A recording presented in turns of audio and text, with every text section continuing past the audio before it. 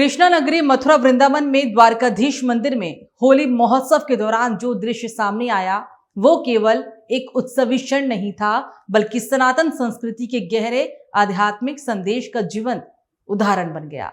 जब भोलेनाथ का स्वरूप धारण कर एक व्यक्ति मंदिर प्रांगण में प्रवेश करता है और हर हर महादेव की जय घोष के साथ राधे राधे से पूरा प्रांगण गुंजायमान हो जाता है, इस नजारे से यह साफ हो जाता है कि ब्रजभूमि में भक्ति की कोई सीमाएं नहीं है। यहाँ शिव में भी कृष्ण का स्वरूप है और कृष्ण भी शिवमय है। यही सनातन का शाश्वत सिद्धांत है। दरअसल होली केवल रंगों का उत्सव नहीं, बल्कि अहंकार का दहन और प्रेम का संगम है। क्योंकि भगवान शिव स्वयं वैराग्य और तांडव के देवता है, तो श्री कृष्ण आनंद और लीला के प्रतीक।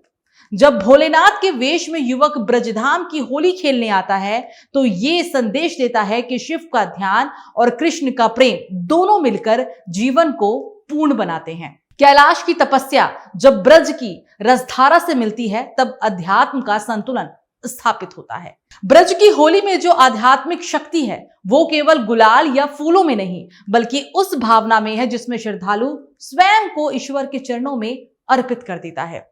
शिव वेश में आए इस व्यक्ति द्वारा कही गई ये बात कि वो प्रतीकात्मक रूप से कैलाश से ब्रज आया है, सनातन दर्शन की उस एकांत भावना को दर्शाती है जिसमें सभी देव एक ही परम चेतना के विविध रूप हैं। शिव बिना कृष्ण अधूरे नहीं और कृष्ण बिना शिव पूर्ण नहीं। यही कारण है कि ब्रज में राधे राधे के साथ हर जगह महादेव का संगम स्वाभाविक प्रतीत होता है। हमारे भैया कैलाश पर्वत में से कैलाश पर्वत से आए भैया द्वारकानाथ के दर्शन करने के लिए ब्रज में।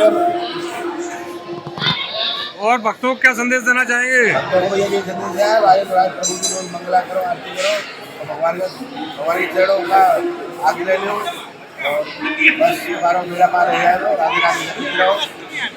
मंदिर के गोस्वामी के द्वारा युवक का सम्मान केवल एक व्यक्ति का सम्मान नहीं, बल्कि उस भाव का भी स्वागत था जो सनातन संस्कृति को जीवित रखता है।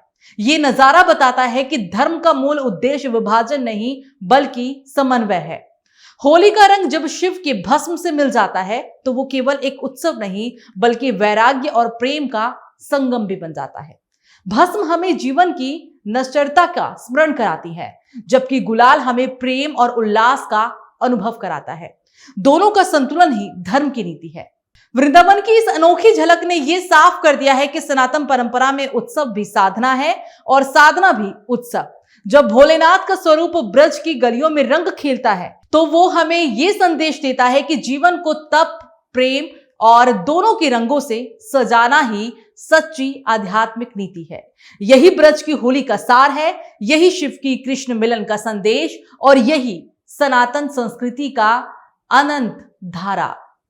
समय में जब समाज कई प्रकार की वैचारिक दूरियों से गुजर रहा है, ऐसे दृश्य हमें याद दिलाते हैं कि हमारी परंपरा समावेश और एकता ही रही है।